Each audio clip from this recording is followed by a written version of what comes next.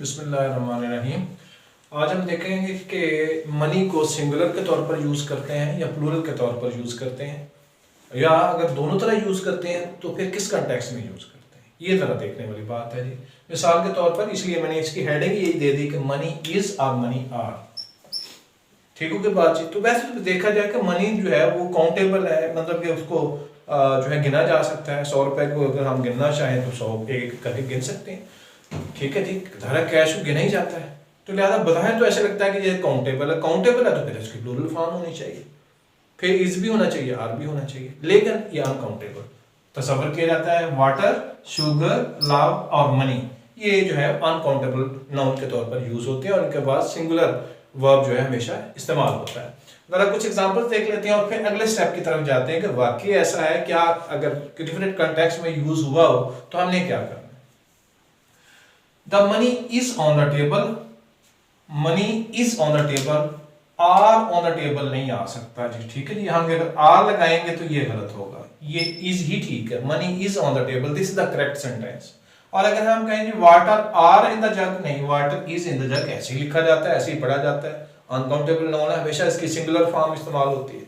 इसी तरीके से sugar is in the packet, packet में शुगर मौजूद है, यहाँ भी सिंगुलर के तौर पर यूज होती है। तो लिहाजा यहाँ पे पहली एग्जांपल्स में हमने देखा कि इसको हम सिंगुलर के तौर पर कैसे यूज करते हैं। और उसकी जो चौथी फॉर्म है, my love for learning is endless, यानी कि यहाँ पे मैंने कहा था कि वाटर, शुगर, लव और मनी ये चारों के चारों जो है वो अनकाउंटेबल नाउन के तौर पर यूज होती हैं और आपके बाद हमेशा सिंगुलर सब्जेक्ट लेते हैं। तो इसमें my love for learning is endless, यहाँ पे देखेंगे हमने इज कहा है, आर नहीं कहा, तो ये बात हमने पहला जो फेज है ये अनकाउंटेबल नाउन के तौर पर सिंगुलर हमेशा इस्तेमाल होता है, मैंने इस्तेमाल करके आपको दिखा दिया। अब फर्ज करें अब हमने ये शो करना है कि हमारे पास जो है बहुत सारा पानी है, हमने साबित करना है बहुत सारी शुगर है, बहुत सारी मोहब्बत हम करते हैं अपने मुल्क से, और इसी तरीके से जनाब हमारे पास बहुत सारा पैसा है।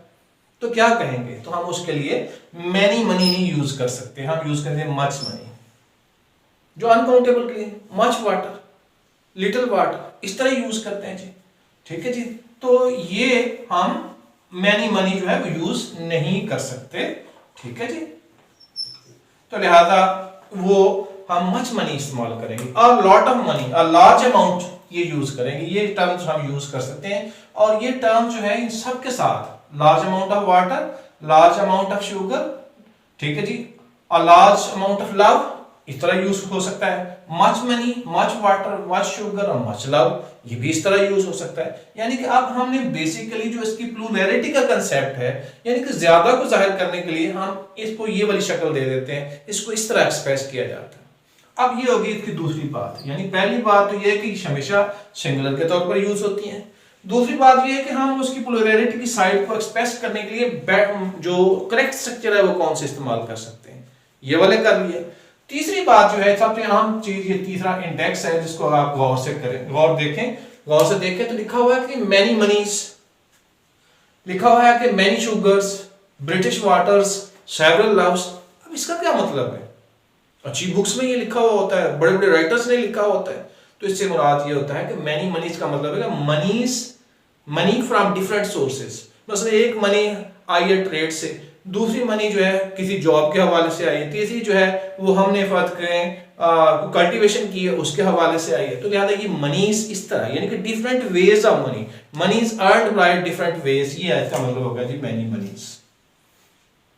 इसी तरीके से many sugars, sugar contained by sugar cane, कि शुगर केन से हमने शुगर हासिल करके, शुगर कंटेन्ड बाय जो है हम डिफरेंट सोर्सेज, जो डिफरेंट बाकी सोर्सेज इस्तेमाल करते हैं उनसे, जैसे बीट्स है, चकंदर से हम कहते हैं, बीट से भी हम हासिल कर सकते हैं, और बहुत सारे सोर्सेज हैं जिससे हम शुगर हासिल करते हैं। तो जब हम कहेंगे कि many sugars were present there, तो इसका मतलब है different varieties of sugar were present there, the sugars obtained from different sources were present there, ये मतलब उसका होगा। बिल्कुल इसी तरीके से ब्रिटिश वाटर्स का मतलब यह है कि different sources of water of the British Empire, जिसमें दरिया है, नहरें हैं, समंदर है, झीलें हैं, ये ब्रिटिश एम्पायर में जो चीजें मौजूद हैं उनको हम ब्रिटिश वाटर्स कहते हैं जी। ठीक है जी, तो लिहाजा डिफरेंट सोर्सेज ऑफ वाटर इसका मतलब होगा। इसी तरीके से सेवरल लव्स, मिसाल के तौर पर a person has several loves in his life, अगर हम ऐसे कहें तो इसका मतलब love for the country, love for money, love for the relatives, love for the children, ठीक है, लव फॉर द फैमिली, ये सारी जो है in different types of love जो है इससे मुराद लव होगी। लिहाजा इसको अगर आप कहीं प्लूरल फॉर्म में और किसी अच्छे राइटर की जो तहरीर में इस फॉर्म में अगर आप देखें तो फिर भी परेशान होने की जरूरत नहीं है, क्योंकि उनका मतलब ये होता है। Thank you.